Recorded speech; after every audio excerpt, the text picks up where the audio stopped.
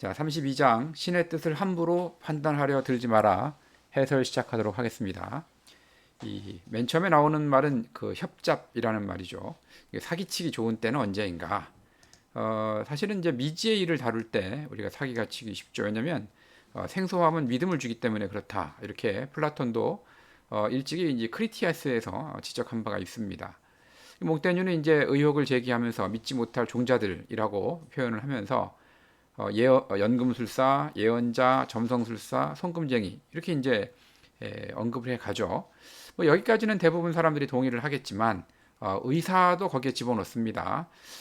오늘날 우리가 이제 의사 선생님들을 잘 믿지만 당시에 이제 의학 수준을 감안을 해보면 아마도 값은 많이 주시지만 치료 결과는 그렇게 신통치 못했기 때문에 그런 것 같은데 에세이 여기저기에 보면 사실은 의사들에 대한 그런 불신이 좀 많이 들어가 있죠.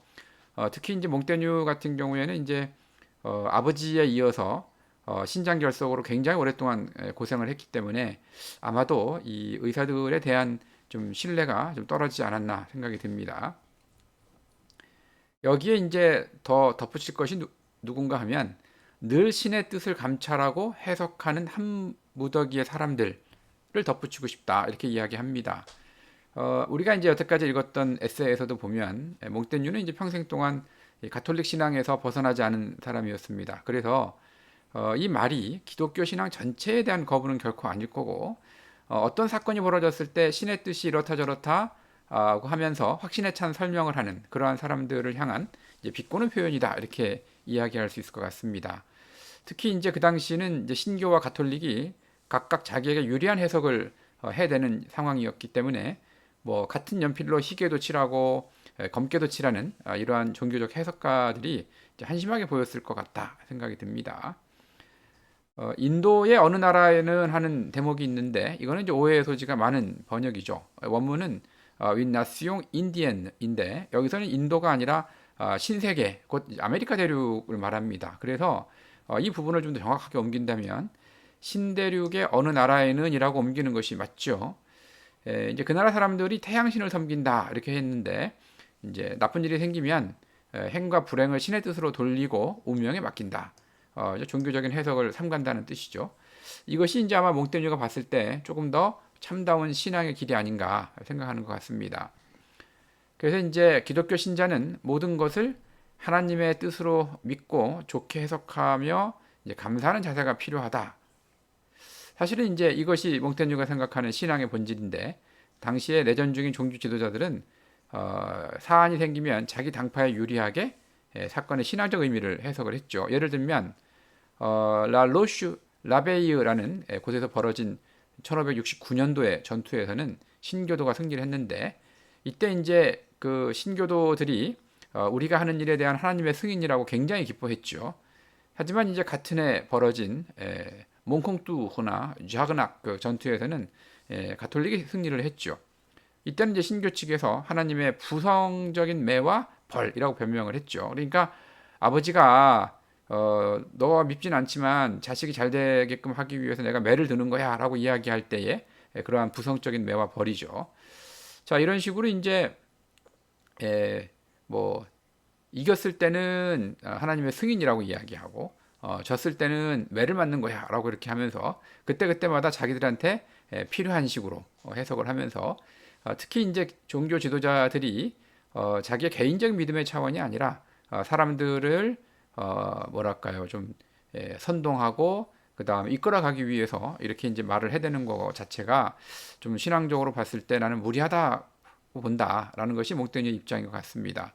그러면서 이제 옛 속담을 끌어들이면서 한 자루를 빻고 두 번 방아싹을 받는 꼴 이렇게 표현하기도 하고 이제 같은 입으로 더운 입김과 찬 입김을 내뿜는다 이런 이솝우화에 나오는 표현을 쓰기도 했습니다. 자, 그 다음으로 이제 언급된 사례가 이제 레판토 해전이죠.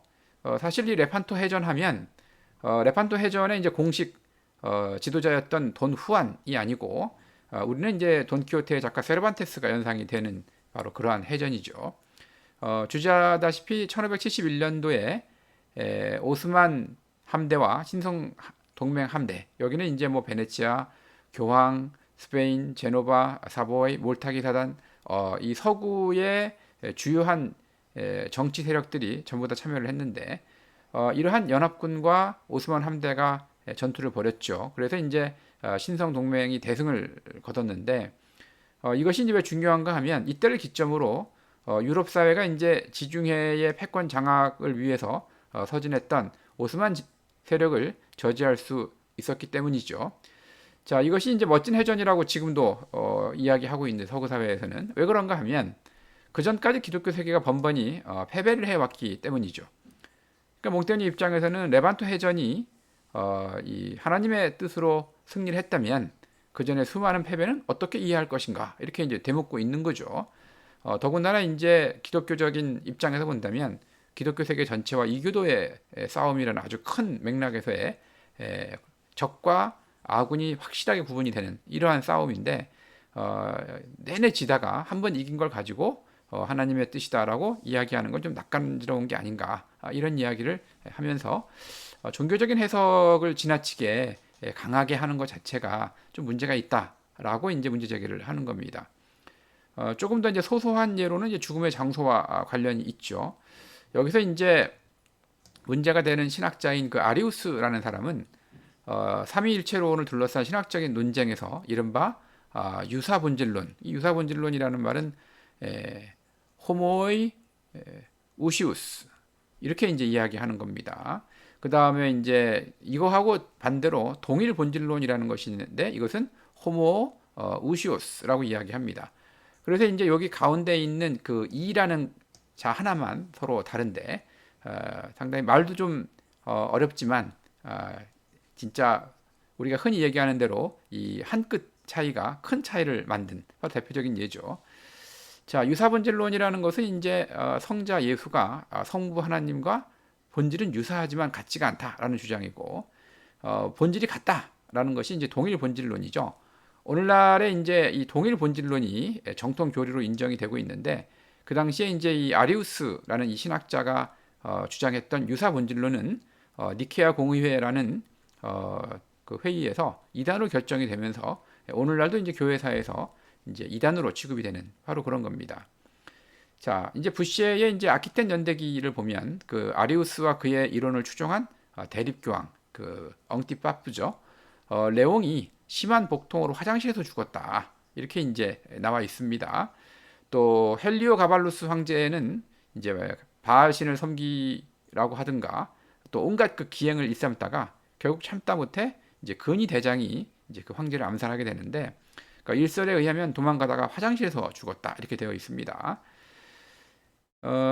이래서 이제 몽테뉴가 주목하는 것은 이제 이걸 놓고 사람들이 뭐라고 이야기하는가 하면 이 사악한 이단이나 이교도가 화장실 같이 지저분한 곳에서 고통스럽게 죽은 것을 보면 하느님의 복수가 분명해 하는 식으로 설명을 하는데 자 그렇다면 이레나 에우스 같이 훌륭한 변증가이자 선교사인 이러한 성인이 비슷한 방식으로 죽은 것을 어떻게 설명할 것인가 하고 묻습니다.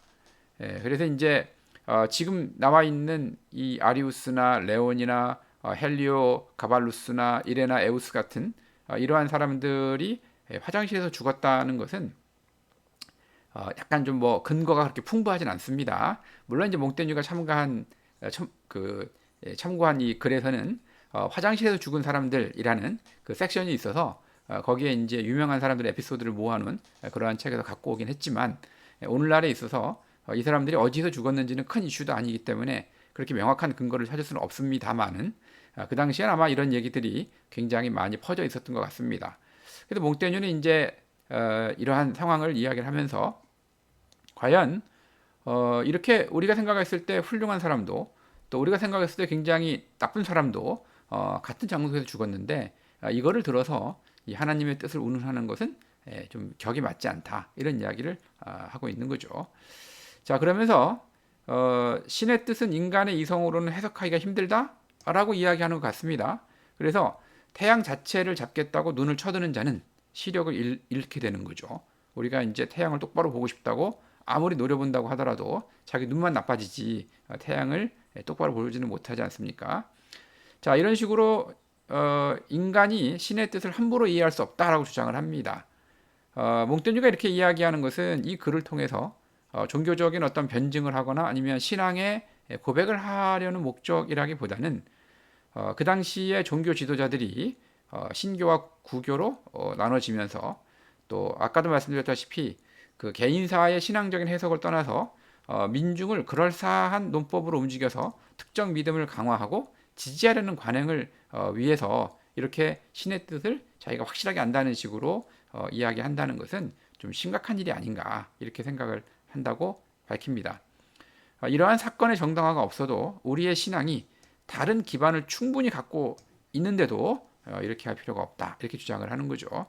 물론 이 다른 기반이라는 것이 과연 무엇인지 예를 들면 뭐 자연의 이렇게 아름다움을 보면 신이 존재한다는 걸 우리가 알 수가 있어. 이렇게 이제 이해할 수 있을 것 같은데 요거는 아마 그 이권에 가면 이러한 그 몽테뉴의 자연과 그 신앙에 대한 이러한 철학을 또 내지는 신학적인 어떤 해석을 볼 수 있는 기회가 있으니까 그때 가서 조금 더 자세하게 논해보면 도움이 될 것 같습니다.